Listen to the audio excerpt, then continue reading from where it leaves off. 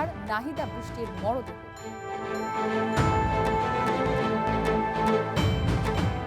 ইরানের স্বার্থ রক্ষায় রাশিয়া সম্ভাব্য সবকিছু করবে, আরাকচিকে ভ্লাদিমির পুতিনের আশ্বাস। এবং ট্রাম্প প্রশাসনের বিরুদ্ধে চরম বিদ্বেষ থেকে হিলটন হোটেলে হামলা, ধারণা তদন্তকারীদের।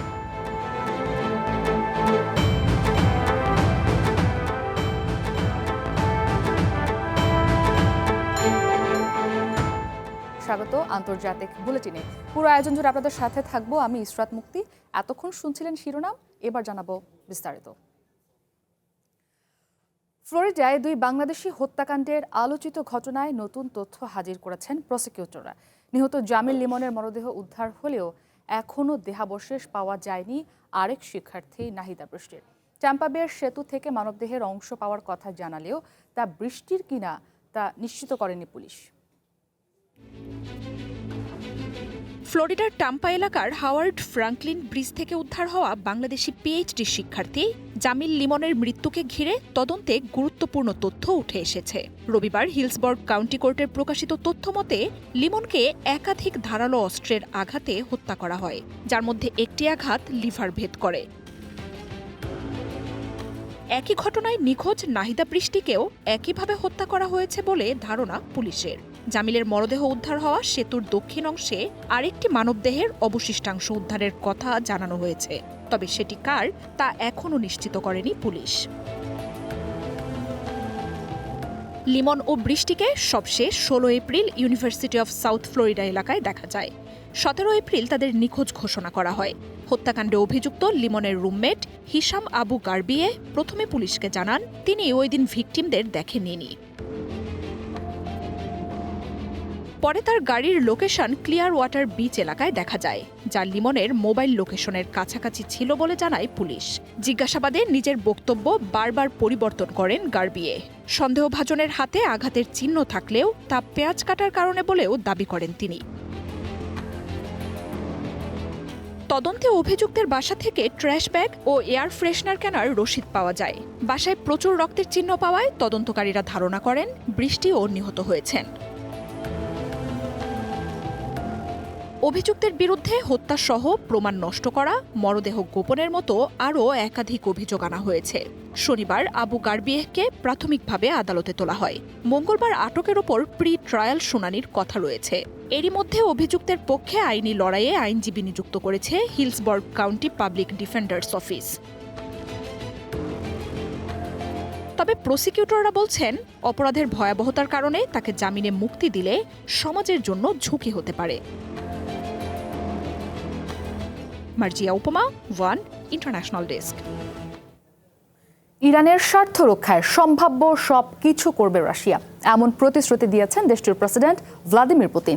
সোমবার সেন্ট পিটার্সবার্গে ইরানের পররাষ্ট্রমন্ত্রী আব্বাস আরাকচির সঙ্গে বৈঠক করেন তিনি। এ সময় যুদ্ধের সমর্থনের জন্য রুশ প্রেসিডেন্টকে ধন্যবাদ জানান আরাকচি। আমেরিকার সাথে চলমান যুদ্ধবিরতির মধ্যেই গুরুত্বপূর্ণ এক সফরে রাশিয়ায় গেছেন ইরানের পররাষ্ট্রমন্ত্রী। সোমবার সেন্ট পিটার্সবার্গে রুশ প্রেসিডেন্ট ভ্লাদিমির পুতিনের সাথে বৈঠকে বসেন আব্বাস আরাকচি। ইরানের জনগণের সাহসিকতা ও সার্বভৌমত্ব রক্ষায় লড়াইয়ের প্রশংসা করে পুতিন বলেন তিনি আশা করেন এই কঠিন সময় কাটিয়ে উঠবে তারা। জানান ইরান ও মধ্যপ্রাচ্যের জনগণের স্বার্থ রক্ষার পাশাপাশি যত দ্রুত সম্ভব শান্তি প্রতিষ্ঠায় সম্ভাব্য সবকিছুই করবে রাশিয়া। আমরা দেখেছি সার্বভৌমত্ব ও স্বাধীনতা রক্ষায় ইরানের জনগণ কিভাবে সাহসিকতার সাথে লড়াই করেছে। আমরা আশা করি নতুন নেতার নেতৃত্বে এই সাহসকে সঙ্গী করে জনগণ তাদের কঠিন সময় কাটিয়ে উঠবে। আমাদের পক্ষ থেকে ইরানের স্বার্থ রক্ষায় আমরা সম্ভাব্য সবকিছুই করব। বিস্তারিত তুলে না ধরলেও গত সপ্তাহেই ইরানের সর্বোচ্চ নেতা মোজতবা খামেনির বার্তা পেয়েছেন বলে জানান রুশ প্রেসিডেন্ট। দুই দেশের কৌশলগত সম্পর্ক এগিয়ে নিতে মস্কোর প্রতিশ্রুতির কথা তুলে ধরেন তিনি। যুদ্ধে রাশিয়ার সমর্থনের জন্য রুশ প্রেসিডেন্টকে ধন্যবাদ জানান ইরানের পররাষ্ট্রমন্ত্রী। দুই দেশের সম্পর্ক আরও জোরদারে তেহরান কাজ চালিয়ে যাবে বলেও জানান তিনি। রাশিয়া ইরান সম্পর্কে সর্বোচ্চ পর্যায়ে কৌশলগত অংশীদারিত্ব অব্যাহত থাকার কথা আমি নিশ্চিত করতে চাই। আমরা এভাবেই এগিয়ে যাব। এটা প্রমাণ করে যে ইরানেরও বন্ধু ও মিত্র রয়েছে, যেমন রাশিয়া, যারা কঠিন সময়ে ইরানের পাশে দাঁড়ায়। এর আগে মধ্যপ্রাচ্যের সংঘাত নিরসনে মধ্যস্থতার প্রস্তাব দেয় মস্কো। যুদ্ধ শুরুর পর থেকে আন্তর্জাতিক মঞ্চে আমেরিকা ইসরায়েলের বিরুদ্ধে নিন্দাও জানিয়ে এসেছে দেশটি।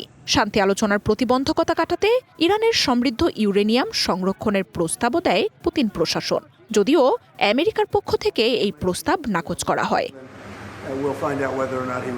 মার্জিয়া উপমা, ওয়ান ইন্টারন্যাশনাল ডেস্ক। আমেরিকার প্রেসিডেন্ট ডোনাল্ড ট্রাম্প ও তার প্রশাসনের বিরুদ্ধে চরম বিদ্বেষের কারণে ওয়াশিংটনে হিলটন হোটেলে হোয়াইট হাউস করেসপন্ডেন্স নৈশভোজে হামলা চালানো হয়েছে বলে ধারণা করছেন তদন্তকারীরা। 31 বছর বয়সী সন্দেহভাজন হামলাকারী কোল টমাস অ্যালেনের কাছ থেকে হামলার একটি ম্যানিফেস্টো বা ইশতেহার উদ্ধার করেছেন তদন্তকারীরা। সেখান থেকে উঠে এসেছে এই তথ্য।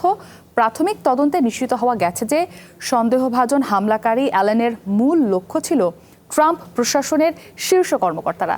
অ্যালেনের বিরুদ্ধে ফেডারেল কর্মকর্তাকে হত্যা চেষ্টা ও অস্ত্র ব্যবহারের অভিযোগ আনা হয়েছে। তবে তদন্তের ভিত্তিতে তার বিরুদ্ধে সরাসরি ট্রাম্পকে হত্যার চেষ্টার অভিযোগও আনা হতে পারে। বলা হয়ে থাকে বিশ্বের সবচেয়ে সুরক্ষিত ব্যক্তি হলেন আমেরিকার প্রেসিডেন্ট, কিন্তু গত রবিবার ভয়াবহ এক নিরাপত্তা সংকটের মুখে পড়েছিলেন বিশ্বের সবচেয়ে ক্ষমতাধর এই ব্যক্তি। 2024 সালে পেনসিলভানিয়ার বাটলারে প্রথম হত্যা চেষ্টা থেকে শুরু করে ফ্লোরিডার গলফ কোর্সে দ্বিতীয় হামলা, আর রবিবার ওয়াশিংটনের হিলটন হোটেলে প্রেস ডিনারে গোলাগুলি। সবশেষ এই হামলার চেষ্টার পর আবারও তীব্র সমালোচনার মুখে ট্রাম্পের নিরাপত্তা ব্যবস্থা। রাজনীতিতে মেরুকরণ আমেরিকায় নতুন কিছু নয়। ৪৫ বছর আগে ওয়াশিংটনের হিলটন হোটেলের বাইরে তৎকালীন প্রেসিডেন্ট রোনাল্ড রিগ্যানকে হত্যার চেষ্টা করেন জন হিঙ্কলি জুনিয়র। রবিবার আবারও গুলির শব্দে কেঁপে উঠল সেই হিলটন হোটেল। হোয়াইট হাউস প্রতিনিধিদের নৈশভোজে গোলাগুলির ঘটনা আমেরিকায় ক্রমবর্ধমান রাজনৈতিক সহিংসতার ভয়াবহ চিত্র ফুটিয়ে তুলেছে। যেই অনুষ্ঠান বাক স্বাধীনতা উদযাপনে আয়োজন করা হয়েছিল, শেষ পর্যন্ত তা ভয় উৎকণ্ঠার এক স্মৃতি হয়ে ওঠে। শনিবার রাতে হোয়াইট হাউস প্রতিনিধিদের আয়োজিত নৈশভোজে ট্রাম্পের ওপর হামলা আমেরিকার গণতন্ত্রের ভিত্তি বাক স্বাধীনতাকে এক গভীর সংকটের মুখে ঠেলে দিয়েছে। 31 বছর বয়সী সন্দেহভাজন হামলাকারী কোল টমাস অ্যালেনের মূল লক্ষ্য ও উদ্দেশ্য এখনও অস্পষ্ট। পুলিশ জানিয়েছে, হোটেলের যে ফ্লোরে ট্রাম্প ও অন্য অতিথিরা ছিলেন তার ঠিক একতলা উপরে বন্দুকধারীর সঙ্গে নিরাপত্তা কর্মীদের গুলি বিনিময় হয়। এই হামলা আমেরিকার শীর্ষ নেতৃত্বের নিরাপত্তা নিয়ে বড় ধরনের প্রশ্নের জন্ম দিয়েছে। নৈশভোজে উপস্থিত বিভিন্ন গণমাধ্যমের প্রতিনিধিরা এরই মধ্যে ওই আয়োজনের নিরাপত্তার শিথিলতা নিয়ে সমালোচনা করেছেন। এছাড়া প্রেসিডেন্ট ট্রাম্পও আবারও হোয়াইট হাউসে নিজস্ব বলরুমের প্রয়োজনীয়তার কথা তুলে ধরেছেন। নতুন বলরুমটি অনেক বেশি নিরাপদ বলে দাবি করেন তিনি। তবে প্রেসিডেন্ট ট্রাম্প ভয়ের মুখে হোয়াইট হাউসে নতুন বলরুম নির্মাণ করে সেখানে অনুষ্ঠান করতে বাধ্য হলে তা গণতন্ত্রের জন্য এক বড় পরাজয় হবে বলেই মনে করছেন বিশেষজ্ঞরা। আমেরিকার মুক্ত সমাজ ও বাক স্বাধীনতার মতো গণতান্ত্রিক মূল্যবোধে এটি হবে বিশাল এক আঘাত। সামিয়া জান্নাহ, ওয়ান ইন্টারন্যাশনাল ডেস্ক। আন্তর্জাতিক বুলেটিনের সময় হলো একটি বিরতির, ফিরে এসে আরও যা থাকছে। ইরান যুদ্ধ শেষ করার কোনো কার্যকর পরিকল্পনা আমেরিকার নেই মনে করেন জার্মান চ্যান্সেলর।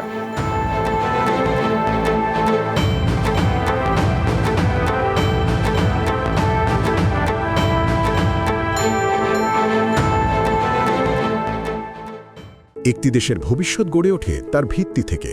তাই বিশ্বখ্যাত জার্মান ভিআরএম প্রযুক্তিতে কনফিডেন্স সিমেন্ট নির্মাণ করেছে নতুন প্ল্যান্ট। ইন্দোনেশিয়া থেকে আমদানিকৃত এ গ্রেড ক্লিংকারের সমন্বয়ে উৎপাদিত কনফিডেন্স সিমেন্ট কোয়ালিটি অ্যাসিওরেন্স ল্যাবে পরীক্ষিত প্রতিটি কণায় নিশ্চিত করা হয় সর্বোচ্চ মান। আর এই এ গ্রেড ক্লিংকারের কনফিডেন্স সিমেন্ট পৌঁছে যাবে বাংলাদেশের প্রতিটি শহর ও গ্রামে, প্রতিটি প্রান্তে, বাংলাদেশের হৃদয় জুড়ে।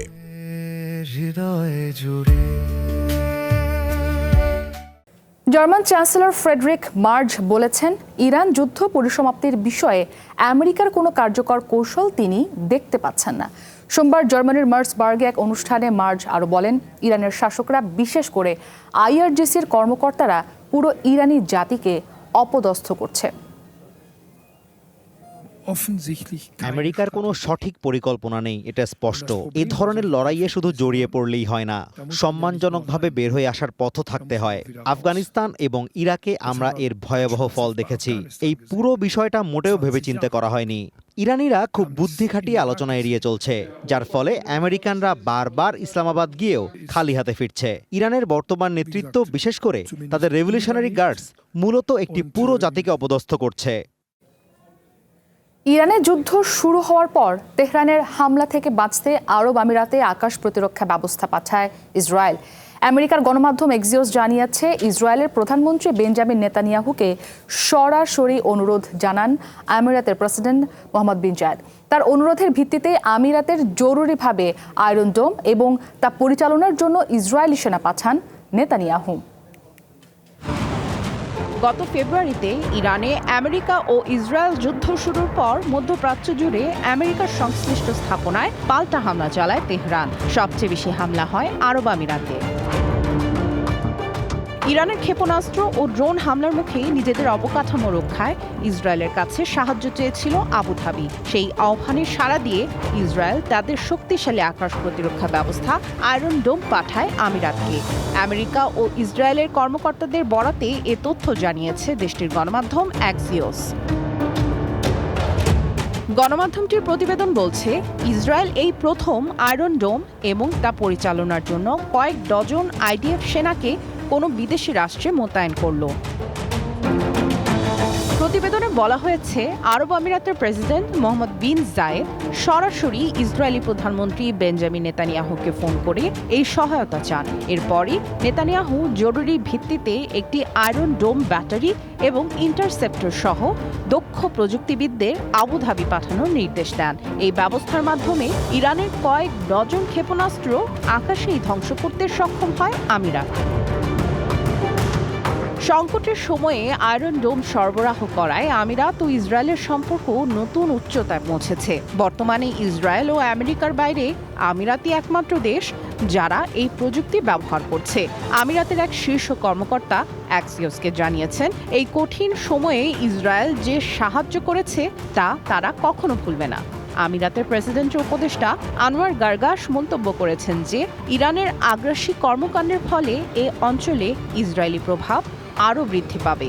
তেহরানের উপর বিশ্বাস পুনর্স্থাপন করতে যুগের পর যুগ সময় লেগে যেতে পারে বলেও দাবি করছে আবুধাবি। সামিয়া জান্নাহ, ওয়ান ইন্টারন্যাশনাল ডেস্ক। ইন্দোনেশিয়ার পাপুয়ায় সেনা প্রত্যাহারের দাবিতে বিক্ষোভে ব্যাপক সংঘর্ষ হয়েছে। এতে বেশ কয়েকজন পুলিশ সদস্য আহত হয়েছেন। সোমবার পাপুয়ার প্রাদেশিক রাজধানী জয়াপুরায় রাজপথে নামেন শত শত মানুষ। চলতি মাসের শুরুতে এক অভিযানে 15 জন নিহতের প্রতিবাদে এই বিক্ষোভের ডাক দেয় স্থানীয়রা। পুলিশকে লক্ষ্য করে বিক্ষোভকারীরা পাথর ছুড়লে শুরু হয় সংঘাত। পরিস্থিতি নিয়ন্ত্রণে টিয়ার গ্যাস ও জলকামান ব্যবহার করে নিরাপত্তা বাহিনী। এ সময় রণক্ষেত্রে পরিণত হয় পুরো এলাকা। জয়াপুরা পুলিশ প্রধান জানিয়েছেন, এই সংঘর্ষে 3 পুলিশ সদস্য গুরুতর আহত হয়েছেন। অন্যদিকে টিয়ার গ্যাসের কারণে অনেক সাধারণ মানুষ শ্বাসকষ্টে ভুগেছেন। মানবাধিকার সংস্থাগুলো ওই এলাকায় সামরিক অভিযান পর্যালোচনার দাবি জানিয়েছে।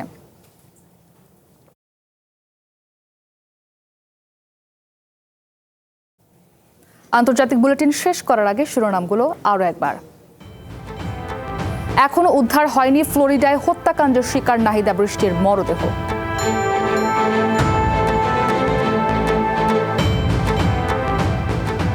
ইরানের স্বার্থ রক্ষায় রাশিয়ার সম্ভাব্য সব কিছু করবে, আরাকচিকে ভ্লাদিমির পুতিনের আশ্বাস।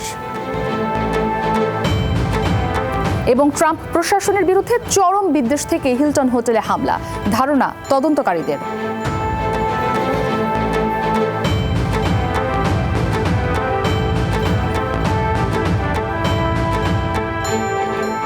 এই ছিল আন্তর্জাতিক বুলেটিনের আয়োজনে। একটু পরেই দেখবেন নিউজ শো নির্বাচিত খবর। চ্যানেল 1-এর সাথে থাকুন, যুক্ত থাকুন আমাদের ফেসবুক পেজ এবং ইউটিউব চ্যানেলে।